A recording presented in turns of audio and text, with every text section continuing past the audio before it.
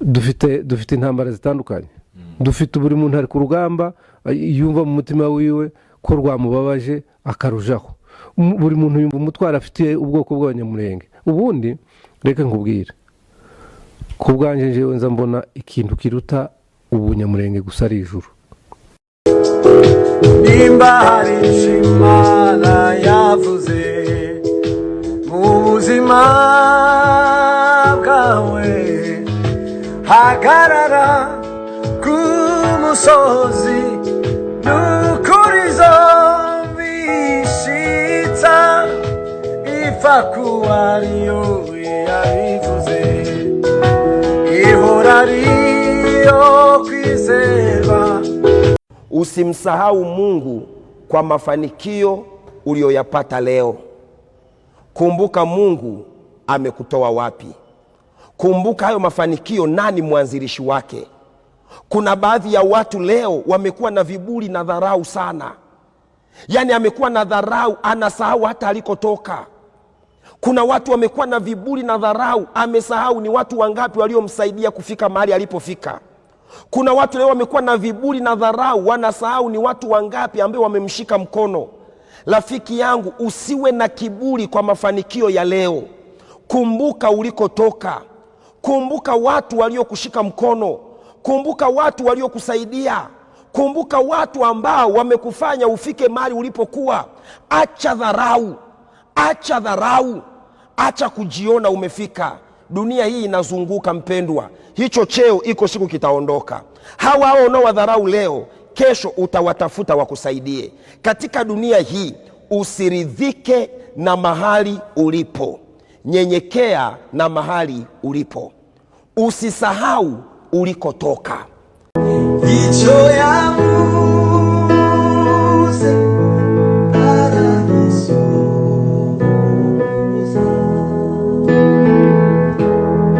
Hicho ya Muse paradiso.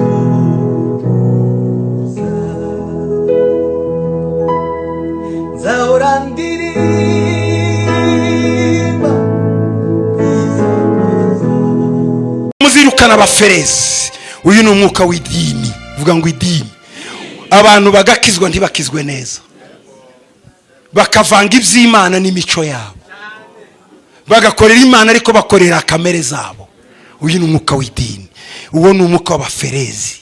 Nuzajya kurwanya uyu mwuka by'uko baferezi. Witeguye kubirukana? Reka dusenye umwuka w'idini mu izina rya Yesu.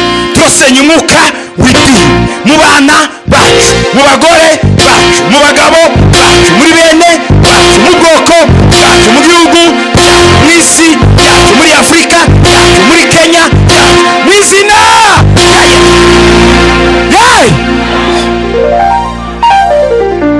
Abishe Yesu si abapagani, ni abanyedini kandi bari bazi ibyanditswe. Uzatinya intambara y'idini. Nurwana n'umupagani uzamenye ko nta kibazo ufite, ariko nurwana n'umunyedini uzahunge. Abanyedini ni babi. Umunyedini ni mubi. Ariko uzi umuntu usenga ariko akagira ishari. Umuntu agasenga nyamara akavuga nabi, kandi akuzuzwa yarangiza ngo uragapfa. Ibyo bintu ntibihuye. Uwo ni umwuka w'iki w'idini. Ni umwuka w'abande w'abaferezi. Bwana asifiwe. Kandi umwuka w'idini ntutinya kunywa igaburo ryera. Urarigotomera ukagira ngo afite icyokere. Murabyumva? Umwuka w'idini impamvu reka mbabwire, iyo turi muri deliverance twirukana abadayimoni, hari abadayimoni batagenda n'abandi bagenda. Ndakubwira itandukaniro ryabo. Abadayimoni musengera bakagenda ni imyuka mibi. Iyo muvuze izina rya Yesu irahunga. Ariko dayimoni utazugenda ni umwuka w'umuntu. Umwuka w'umuntu. Umwuka w'umuntu ni mubi cyane kuko nawe uza nka dayimoni. Urya ntutinya kuko uri munsi y'amasezerano. uri munsi y'amaraso ya Yesu. Iyo uvuze ngo mu izina rya Yesu nawe urakuvuga ngo mu izina rya Yesu, uwo ni umwuka w'umuntu. Umwuka w'abantu uzanwa n'abandi, uwo ni wo mwuka w'abarozi, umwuka w'abanyeshari. Burya umunyeshari n'umurozi ni amahasha. Oya nibyo. Icyaha cya mbere cyatangiye si icy'uburozi, ni icy'ishari. Kayini yica byari ishari, uburozi bwaje bukurikira, burakurikira. Donc nubona umuntu ugira ishari aba ari umurozi. Ikindi gikomeye, ishari ntiriza ryungwa. Kandi iyo umuntu agufitiye ishari abandi ntibabimenya, ariko wewe muramenyana. Nico kibi cyaryo.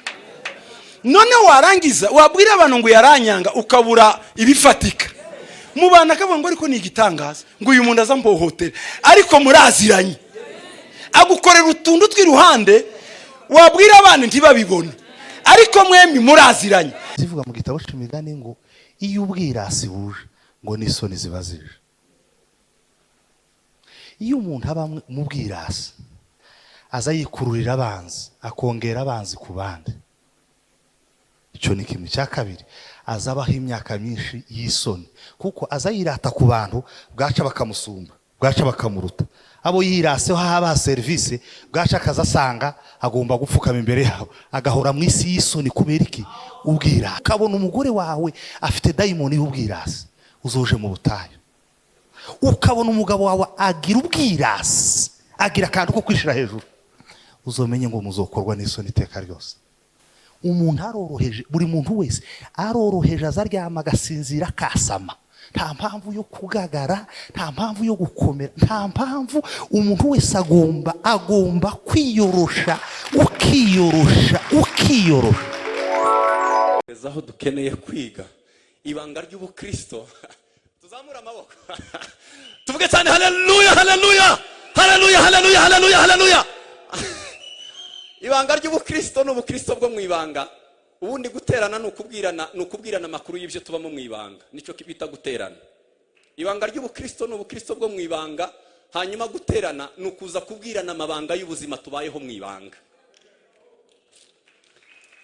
Kumenya Imana nibwo bwenge. Bivuga ngo kuri Bibiliya umunyabwenge n'umuntu uzi Imana. Ubundi minimum y'umuntu utekereza ufite ubwenge ni umuntu wagombye kumenya ngo yavuye hehe, ariho kubera iki, aragana hehe. Kumenya Imana rero bigufasha gusubiza ibyo bibazo uko ari bitatu. Iyo umenye Imana, ubumenye n'inkomoko yawe, ubumenye n'impamvu hari, kandi uba wihaye icyerekezo cy'ubuzima muri ubu buzima na nyuma y'ubuzima. Urwo ni urugero rumwe rw'aho Bibiliya ihuza umunyabwenge no kumenya Imana. Urugero rwa kabiri, ni ahantu Bibiliya iduha ingero z'abanyabwenge. Avuga nk'abakobwa 10. Mu bakobwa 10 hari 5 Bibiliya ivuga yuko bari abapfapfa na 5 bari abanyabwenge.